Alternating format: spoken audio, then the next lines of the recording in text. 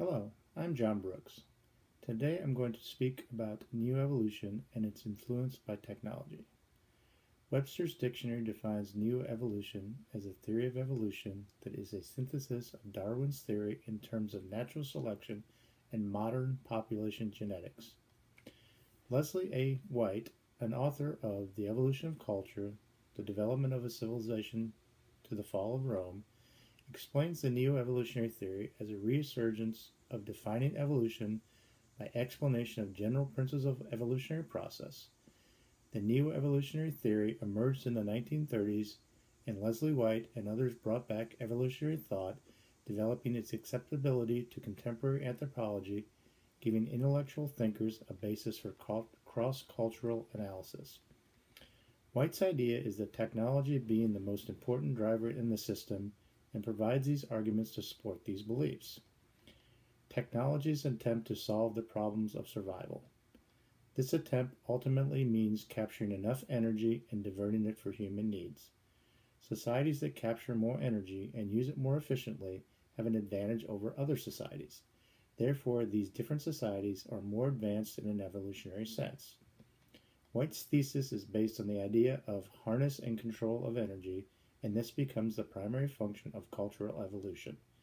The more energy consumption acquired by a particular culture, the greater its evolutionary status and survivability. From our text, Michael Best states that there are three basic principles that reinforce genetic intervention. First, some diseases are caused by malfunctions in a mere one or two genes. Fixing the genes removes the disease. Second, some intangible human traits, such as intelligence or shyness, are probably linked to a complex system of genes rather than just isolated genes. Third, by altering individual components in a certain system of genes, we can directly affect complex intangible traits in predictable ways. GMOs, or genetically modified organisms, are technology that is altering our human genetic evolution through simple modifications of one or two genes. Genetically modified organisms, or GMOs, are plants that have been genetically modified through technology. Researchers produce GMOs by either altering genes or by adding new genes from other organisms. How can GMO technology benefit us in the neo-evolution process? According to the MIT Technology Review, the global population is expected to reach more than 9 billion people by 2050, and we will struggle as a planet to feed this large population base. Although agricultural productivity has improved dramatically over the past 50 years, economists fear that these improvements have begun to wane at a time when food demand, driven by the large number of people and the growing appetites of wealthier population, is expected to rise between 70 and 100% by mid-century.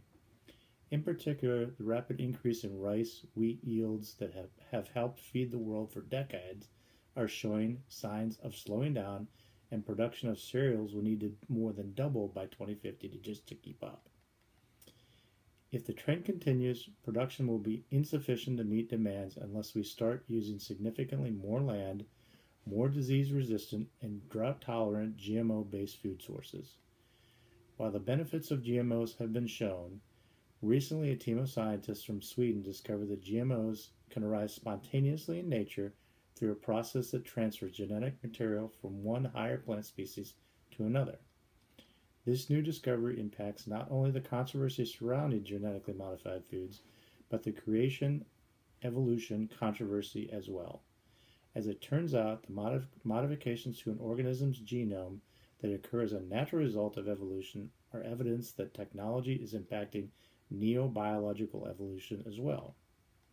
Scientists have now determined that the bulk of the world's food sources are now primarily based on a single genetic model.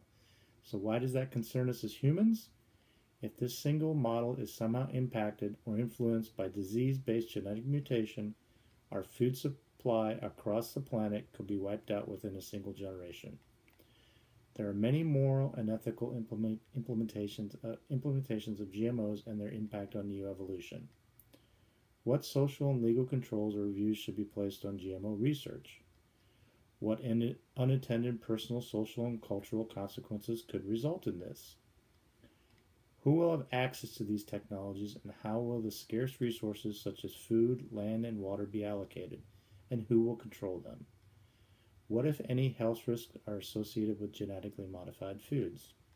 Are those unknown yet? Should research be limited, and if so, how should the limits be enforced? At a national or international level? Will GMO consumption by humans create physical or behavioral traits that may or may not be readily distinguished from what is usually perceived to be human? Should research in genetic engineering be considered morally impermissible and or banned? Will these interventions redefine what it is to be normal? Should we continue to pursue GMO technology? The world's population will continue to grow. We cannot stop or slow that evolution. Our hunger and need for large supplies of food sources will continue to expand, and the demands on existing sources will exceed the supply's availability. Will the next world war be based not on an oil or religious reason, but rather on the supply of food and water? If this is likely to be the case, then we need to continue the evolution of reliable and widely available but safe food sources. According to Michael Bress, none of us have a crystal ball. We cannot know with any precision what shape the civilization of enhancement will take. It is humans who make technology, therefore it is up to humans to choose whether or not to go down this road. With technology alongside us, we will be better adapted to the environment and new evolution in the future than we were 100, 1,000, or even 10,000 years ago. Thank you.